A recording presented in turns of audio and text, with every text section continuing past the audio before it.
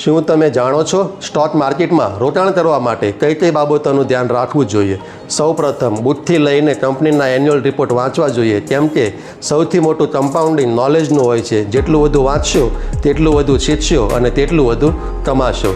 Next, ત્યારબાદ તમે જે કંપનીમાં રોકાણ કરો છો તે કંપની શું બનાવે છે, તેની પ્રોડક્ટ શું છે અને તે કઈ સર્વિસ આપે છે, ભવિષ્યમાં તેનો કેવો ગ્રોથ છે, તેના વિશે આપણી પાસે નોલેજ હોવું જોઈએ.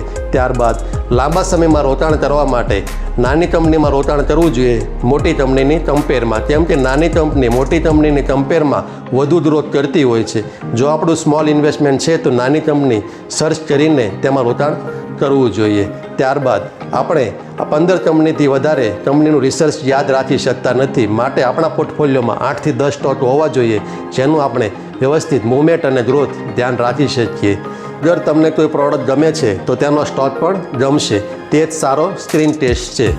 માટે વધુ રિસર્ચ કરીને વધુ માહિતી મેળવીને તે કંપનીમાં રોકાણ કરવું જોઈએ. કયા સમય પર બાય કે સેલ કરવું તેના પર ધ્યાન આપવા કરતાં કંપની કઈ સારો બિઝનેસ કરે છે તેના પર ધ્યાન આપવું જોઈએ, કેમ કે કંપની જ્યારે વધારે ગ્રોથ કરશે લાંબા સમય પર ત્યારે આપણા કરેલા રોકાણમાં પણ નફો સારો એવો થઈ શકશે. લાસ્ટમાં છે ફ્રી કેશ ફ્લો. કંપનીના પ્રોફિટ પર ભરોસાની સાથે કંપની પાસે ફ્રી કેશ કેટલી પડેલી છે તેના પર ધ્યાન આપવું જોઈએ.